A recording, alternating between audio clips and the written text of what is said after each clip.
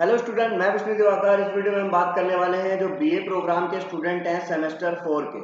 तो उन सेमेस्टर 4 के स्टूडेंट्स को जो पॉलिटिकल साइंस सब्जेक्ट है आपका, उसके अंदर से हम लोग बात करने वाले हैं आज पॉलिटिकल साइंस में जो यूनिट है आपकी, ठीक है, जिसमें आपका लेसन है शीत युद्ध के चरण। प्रथम शीत युद्ध, तनाव, शैथिल्य का उत्थान और पतन, द्वितीय शीत युद्ध और शीत युद्ध की समाप्ति और सोवियत संघ का पतन।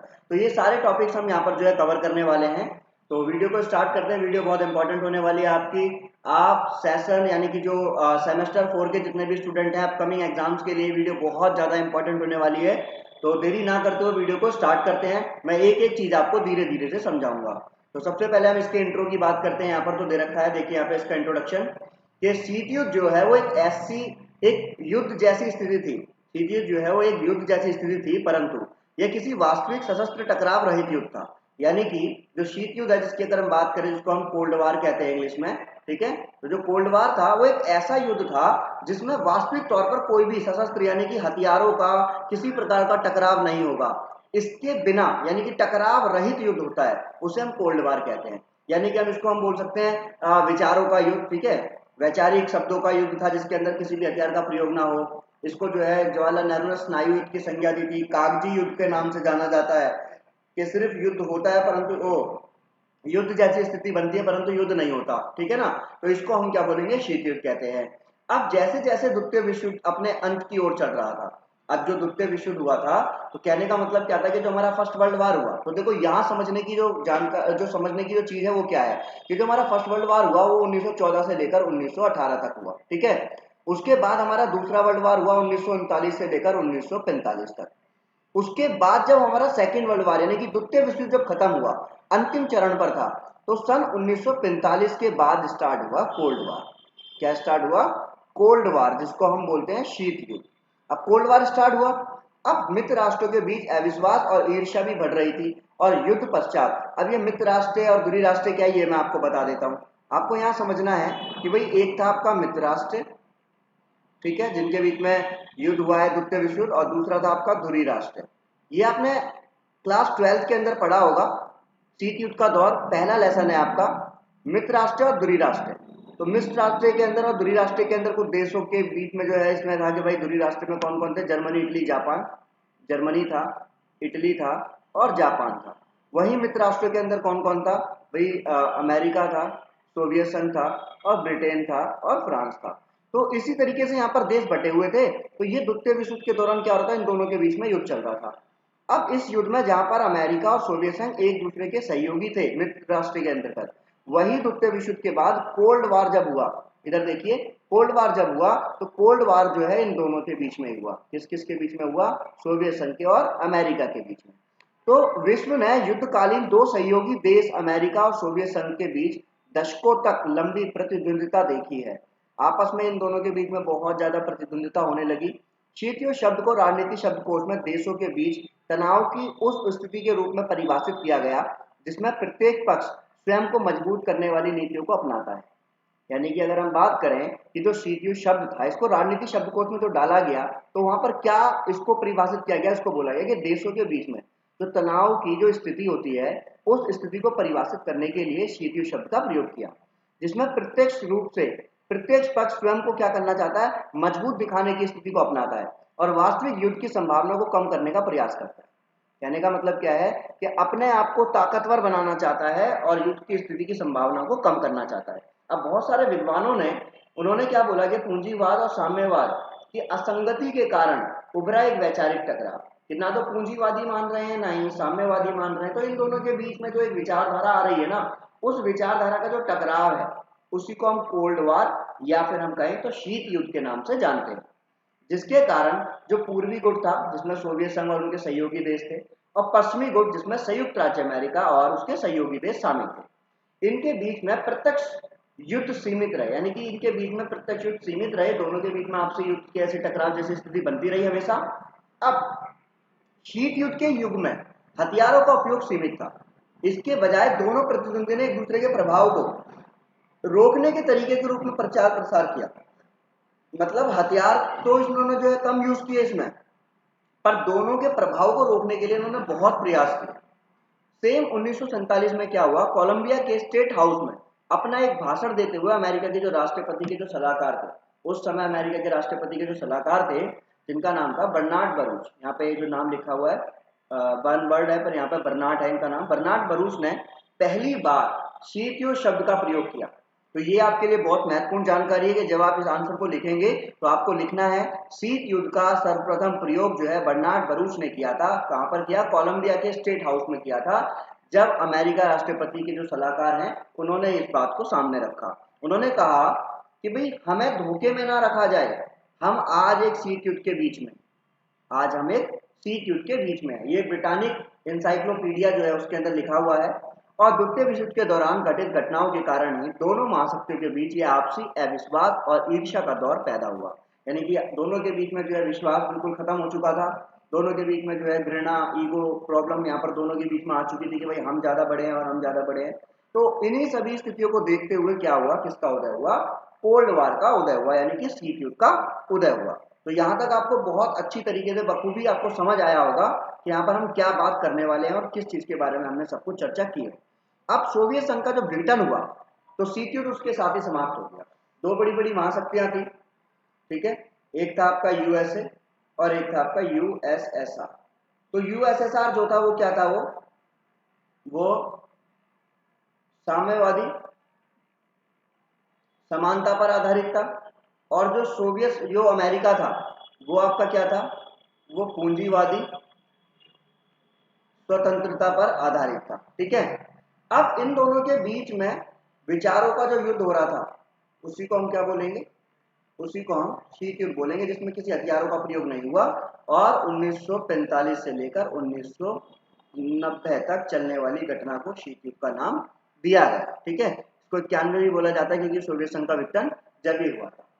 तो अब इसके अंदर बात आती है कि जो शीत युद्ध के जो उदय थे, यानी कि जो कोल्ड वार था, अगर क्वेश्चन आता है शीत युद्ध से आप क्या समझते हैं, शीत युद्ध के उदय के कारण बताइए, तो भाई आप बिल्कुल आराम से बहुत बढ़िया तरीके से इस वीडियो को देख लीजिए, समझ लीजिए। आपके एग्जाम में अगर क्वेश्चन आता है तो पूरे 20 नंबर आप आराम से लिख कर रहिए, 101% आपके आने वाले हैं, ठीक है।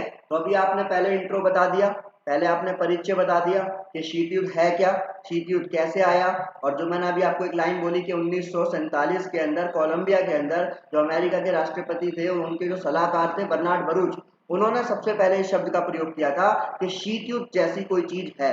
उन्होंने बोला हमें धोखे में ना रखा जाए, हमें पता है कि हम शीत युद्ध की स्थिति से गुजर रहे हैं। तो ये सब चीजें आपको पता चल गई। अब बात करते हैं कि शीत युद्ध के उदय के क्या कारण थे। आपको इंट्रो और भी थोड़ा सा खींचना है, थोड़ा और इसमें से मसाला डालना है, क्रिस्पी बनाना है इसको कि भाई हाँ बस देख कर ही टीचर जो है हमारे को अच्छे से नंबर दे दे। तो आपको इसके अंदर थोड़ी चीजें और देखनी है कि भाई जो व्लादिमीर लेनिन के नेतृत्व में बोल्शेविक क्रांति हुई थी 1917 के अंदर, बोल्शेविक क्रांति हुई थी जिसके बाद में यूएसएसआर यानी कि सोवियत संघ गणराज्य अस्तित्व में आया था। तो सोवियत संघ की स्थापना का मार्ग खुला, सोवियत संघ बनकर तैयार हुआ 1917 के अंदर। दूसरे विश्व युद्ध के बाद तक सोवियत संघ विश्व की सबसे बड़ी स्थायी सेना और दूसरी सबसे बड़ी अर्थव्यवस्था वाली महाशक्ति के साथ में उभरा, क्योंकि सबसे पहले आपको पता है कि नंबर 1 पे कौन है? यूएसए यानी कि अमेरिका था। तो दूसरा विश्व का सबसे बड़ा ताकतवर जो समुदाय बना वो कौन सा बना? वो बना यूएसएसआर यानी कि सोवियत संघ। अब विशेष रूप से अमेरिका के लिए चिंता का विषय बढ़ गया, क्योंकि चिंता क्यों हो गई? क्योंकि भाई अमेरिका इकलौती महाशक्ति है। भाई अगर आपको पता है कि आप अपनी क्लास के टॉपर हो, ठीक है, और अचानक से कोई एक न्यू एडमिशन आता है जो भाई साहब आपका भी बिल्कुल बाप है, यानी कि वो आपसे भी ज्यादा इंटेलिजेंट है, वो जो क्वेश्चन आप सुनते हो उसका आंसर देते हो, वो सिर्फ क्वेश्चन का नाम हल्का सा क्वेश्चन उसको हिंट मिल जाए वो तुरंत उसका आंसर दे देता है, तो आपको अजीब तो लगेगा ही ना। तो किसके लिए चिंता बढ़ेगी? आपके लिए बढ़ेगी, क्योंकि जो वैल्यू आपकी क्लास में वो घट जाएगी, किसके पास चली जाएगी? इसके पास। सेम एक और, जब सोवियत संघ ने लीग ऑफ नेशन की सुरक्षा प्रणाली के तहत सभी देशों को एक साझा मंच पर ला शांति बनाने की कोशिश की। अब लीग ऑफ नेशन क्या था? लीग ऑफ नेशन जब पहला विश्व युद्ध हुआ 1914 से लेकर 1918 तक, तो ये देखा गया कि अंतरराष्ट्रीय स्तर पर कोई ऐसा समुदाय बनना चाहिए, एक ऐसा संगठन बनना चाहिए जो कि ऐसी युद्ध की स्थितियों को रोक सके। तो वहां पर जो है लीग ऑफ नेशन बनाया गया। अब लीग ऑफ नेशन का काम था कि अंतरराष्ट्रीय स्तर पर युद्ध को रोका जाए, परंतु 1939 के अंदर तो द्वितीय विश्व युद्ध भी हो गया, लीग ऑफ नेशन वो काम नहीं कर पाया जिसके लिए उसको बनाया गया था। तो फाइनली उसके बाद लीग ऑफ नेशन को भी हटा दिया गया और इसका उत्तराधिकारी बना दिया गया यूएनओ को, यानी कि यूनाइटेड नेशन ऑफ ऑर्गेनाइजेशन, संयुक्त राष्ट्र संघ। ठीक है, तो ये चर्चा हम बाद में करेंगे, पहले यहाँ देख लेते हैं कि लीग ऑफ नेशन की जो सुरक्षा प्रणाली के तहत सभी देशों को एक साझा मंच पर लाकर इन्होंने शांति बनाने की कोशिश की और जर्मनी के प्रति तुष्टिकरण की उनकी नीति के खिलाफ चेतावनी दे दी थी कि जब पश्चिमी शक्तियों ने इस पर ज्यादा ध्यान नहीं दिया था। तो वहीं दूसरी ओर उन्होंने कम्युनिस्ट शासित सोवियत संघ को मान्यता भी नहीं दी थी और 1924 में ब्रिटेन और बाद में 1933 के अंदर अमेरिका ने सोवियत संघ को मान्यता दे दी। अब ये तो हो गया आपका इसमें थोड़ा सा बेसिक। अब मेन बात आती है कि जो शीत युद्ध हुआ है जिसे हम कोल्ड वार बोलते हैं, तो जो कोल्ड वार हुआ है, ठीक है, तो ये जो कोल्ड वार या फिर शीत युद्ध जो है इसके क्या कारण रहे। तो नंबर 1 पहला कारण क्या था, सोवियत संघ पर जर्मन हमला और दूसरे मोर्चे का प्रश्न। सोवियत संघ पर क्या हुआ, जर्मन ने हमला कर दिया और यही एक कारण बना जिसकी वजह से शीत युद्ध हुआ है। वो कैसे, द्वितीय विश्व युद्ध के दौरान सोवियत संघ जो है मित्र राष्ट्रों के गुट में शामिल था। ऑपरेशन बारबरोसा के तहत, ऑपरेशन बारबरोसा था, उसके तहत सोवियत संघ के पश्चिमी क्षेत्र को जीतने के लिए एक नाजी जर्मन सेना ने क्या करा, 22 जून को 1941 को सोवियत संघ पर हमला कर दिया। अब इस आक्रमण से जन धन की बहुत हानि हुई, यानी कि भाई जनता भी बहुत बढ़िया लेवल पे मारी गई, यानी कि हजारों की तादाद में, लाखों की तादाद में लोग मारे गए, धन भी खर्च हुआ। अब उस समय सोवियत संघ ने मित्र राष्ट्रों से अनुरोध किया, उनसे रिक्वेस्ट की कि भैया वो जर्मनी पर ना दूसरे मोर्चे से हमला करे, लेकिन ब्रिटेन और अमेरिका ने क्या करा, दोनों के नेता सोवियत संघ के इस अनुरोध को अनसुना करते रहे। उन्होंने सुना ही नहीं, उन्होंने सोच लिया भैया ये जो बोल रहा है बोलने दो, हमें इसकी बात ही नहीं सुनी, सौतेला बेटा है ना, सुनने ही नहीं इसकी। अब स्टालिन और सोवियत संघ की कम्युनिस्ट पार्टी के अन्य प्रमुख नेताओं ने मान लिया कि सहायता प्रदान करने में जानबूझकर देरी की गई थी, कि भाई हेल्प तो की जाएगी पर उस हेल्प करने के अंदर, यानी कि जो हेल्प की जाएगी ना वो उसमें देरी जानबूझ की जा रही है, जानबूझकर जो है देरी कर रहे हैं कि हम लोगों की जो, हम अपने आप में ताकतवर है ना, तो मतलब हम लोग, अब सिंपल सी बात है, जो हमारी बेइज्जती हो रही है, आप इंटेलिजेंट और दूसरा बच्चा बहुत इंटेलिजेंट और उसकी इंसल्ट हो रही है क्लास में, तो आप उसका सपोर्ट थोड़ी ना करोगे, आप तो चाहोगे बढ़िया है यार डिफेम हो जाए बंदा तो मेरी रिस्पेक्ट थोड़ी ज्यादा हो जाएगी। तो सेम सोवियत संघ को समझ में आ चुका था कि मेरे को जानबूझ के जो हम लोगों को मदद नहीं की जा रही है। अब तो ताकि जर्मन सेना सोवियत संघ को नुकसान पहुंचा सके और इस तरह पश्चिमी देशों की जर्मनी के विरुद्ध पश्चिमी मोर्चा खोलने में हुई देरी ने पूर्वी और पश्चिमी गुट के बीच में गहरा अविश्वास पैदा कर दिया। दोनों के बीच में एक कटु दुश्मनता जो है वो पैदा हो गई कि सोवियत संघ और अमेरिका एक दूसरे के जो है जानी दुश्मन बन गए, क्योंकि भाई उसने उसको मदद नहीं की। दूसरा इसमें बताया गया है युद्ध के पश्चात उद्देश्यों के संबंध में विवाद। अब युद्ध के बाद में क्या हुआ, जो कुछ उद्देश्य के जो बीच में संबंध हुए उन संबंधों में कुछ विवाद हुआ। वो विवाद क्या था कि भाई द्वितीय विश्व युद्ध के बाद में अंतरराष्ट्रीय स्तर पर ना दो विरोधी गुट उभर कर सामने आए। एक था आपका अमेरिका और दूसरा पश्चिमी देश, जो थे भविष्य में वैश्विक आर्थिक मंदी से बचने के लिए अमेरिकी डॉलर पर आधारित थे, विश्व अर्थव्यवस्था की स्थापना कर विश्व अर्थव्यवस्था में स्थिरता लाने के समर्थक थे, यानी कि पहले, ठीक है। दूसरे, साथ ही पश्चिमी ताकतें कुछ युद्ध पश्चात यूरोप में लोकतांत्रिक शासन और स्वतंत्र और नियमित चुनाव पर आधारित हो स्थापित करना चाहती थी कि भाई एक ऐसी सरकार आए जो स्वतंत्र हो, नियमित चुनावों पर आधारित हो। और वहीं दूसरी ओर स्टालिन का मानना था कि कम्युनिस्ट शासन वाली सरकार यहाँ पर आए। तो यहाँ पर इससे क्या हुआ, इसके अलावा जर्मनी को विभाजित करने का समर्थक था ताकि इसे पश्चिमी और पूर्वी यूरोप के देशों के बीच में बफर जोन के रूप में इस्तेमाल किया जा सके। और इससे स्पष्ट होता है कि संयुक्त राज्य अमेरिका और सोवियत संघ के बीच में मतभेद इसलिए था क्योंकि दोनों अपने अपने प्रभाव क्षेत्र का विस्तार करना चाहते थे। भैया दोनों चाहते थे कि जो इनका प्रभाव क्षेत्र है वो बढ़ता चला जाए। अब इसी प्रभाव क्षेत्र को बढ़ाने के लिए इस पे काम करने लगे और इसी प्रभाव क्षेत्र को और आगे बढ़ाने के लिए इन्होंने क्या करा, ये परस्पर जो है एक दूसरे का विरोध करते रहे। अब ये भी एक कारण था जिसकी वजह से शीत युद्ध हुआ। तीसरा एक और कारण कि विभिन्न समझौतों का उल्लंघन। भाई बहुत सारी संधियां हुई, बहुत सारे समझौते हुए जिसमें उल्लंघन किया गया, है ना, मतलब उसको बिल्कुल डिनाई कर दिया गया, माना ही नहीं गया उसको, उस चीज को सपोर्ट ही नहीं किया जा रहा। क्यों, क्योंकि भाई याल्टा, पोट्सडेम और बाल्कन जैसे सम्मेलन में विजयी देशों द्वारा युद्ध पश्चात विश्व की व्यवस्था तय की गई थी, लेकिन युद्ध पश्चात वे अपने समझौते पर बने नहीं रहे। भाई पहले तो उन्होंने पूरी समझौता कर लिया, पहले तो बात मान ली, बाद में युद्ध के बाद में उन्होंने उन सब बातों को सुना ही नहीं, अनदेखा कर दिया, अनसुना कर दिया। याल्टा सम्मेलन के अंदर जो स्टालिन थे उन्होंने चर्चिल और रूजवेल्ट के बीच में यह निर्णय लिया गया था कि युद्ध पश्चात में पोलैंड में एक स्वतंत्र प्रतिनिधि सरकार की स्थापना की जाएगी। परंतु जैसे ही युद्ध समाप्त हुआ सोवियत संघ ने पोलैंड में कम्युनिस्ट शासन का समर्थन किया और सोवियत संघ समर्थित पोलिश पीपल्स पार्टी की स्थापना कर दी गई, यानी कि वहां पर जो है पोलिश पीपल पार्टी यानी कि ट्रिपल पी की स्थापना कर दी गई और सोवियत प्रशासन ने यूगोस्लाविया, हंगरी, रोमानिया और चेकोस्लाविया में भी कम्युनिस्ट शासन की स्थापना में मदद की। तो क्या होगा भाई, जब समझौते में आप पहले कुछ और बोल रहे हो, बाद में कुछ और बोल रहे हो, तो आगे तुम्हारे को सपोर्ट थोड़ी ना मिलेगा। तो सोवियत संघ द्वारा समझौते के उल्लंघन ने पश्चिमी शक्तियों को सोवियत संघ और कम्युनिस्ट शासन के विरुद्ध में कर दिया और उसके बीच शांति और सद्भाव की भावना को कम कर दिया। और यही कारण था जिसकी वजह से अंतर्राष्ट्रीय स्तर पर शीत युद्ध जैसा तीसरा अंतर्राष्ट्रीय स्तर पर जो है एक युद्ध होने की जो स्थिति थी वो पैदा हो गई। बाकी अन्य कारण क्या थे? अब बहुत सारे ऐसे कारण हैं। विद्वानों ने बोला है कि शीत युद्ध को पूंजीवाद और साम्यवाद इन दोनों विचारधाराओं के बीच में असंगति के कारण जन्मे पारस्परिक शत्रुता और विरोध के परिणाम के रूप में परिभाषित किया गया है। ये मतलब जो शीत युद्ध था, विद्वानों ने क्या बोला है कि पूंजीवाद और साम्यवाद इन दोनों विचारधाराओं के बीच में, यानी कि ये दोनों विचारधारा एक दूसरे को सपोर्ट नहीं करती, दोनों विचारधाराएं एक दूसरे से बिल्कुल अलग है। तो यही कारण है जिसकी वजह से क्या हुआ, शीत युद्ध हुआ। उसके बाद अगर हम बात करें और क्या कारण है, तो यहाँ पर और कारण बताए गए हैं कि भाई द्वितीय विश्व युद्ध के दौरान में यूएसए ने जो मैनहट्टन प्रोजेक्ट की अनुमति दी थी, जिसके तहत अमेरिकी वैज्ञानिक द्वारा परमाणु हथियार विकसित किए गए थे। युद्ध में अमेरिका ने जापान पर इन परमाणु बमों का इस्तेमाल किया और उनके दो शहर हिरोशिमा और नागासाकी को नष्ट कर दिया गया। तो 1945 में अगस्त में क्या हुआ था, 1945 के अगस्त में, ठीक है, 6 अगस्त और 9 अगस्त को, ठीक है, हिरोशिमा और नागासाकी नाम की दो जगह थी, कहां पर, जापान में। तो जापान के इन दो शहरों पर हमला किया गया, जिसमें यह दिखाया गया कि जो अमेरिका है वो अपनी ताकत को दिखाना चाहता है और इस वजह से भी क्या हुआ, शीत युद्ध का उदय हुआ। अब अमेरिका की कार्रवाई से सोवियत संघ के नेताओं का अमेरिका के प्रति जो संदेह था और भी ज्यादा गहरा गया और इसके परिणाम स्वरूप दोनों महाशक्तियों के बीच में हथियारों की होड़ तेज हो गई और रिश्ते बिल्कुल बिगड़ गए।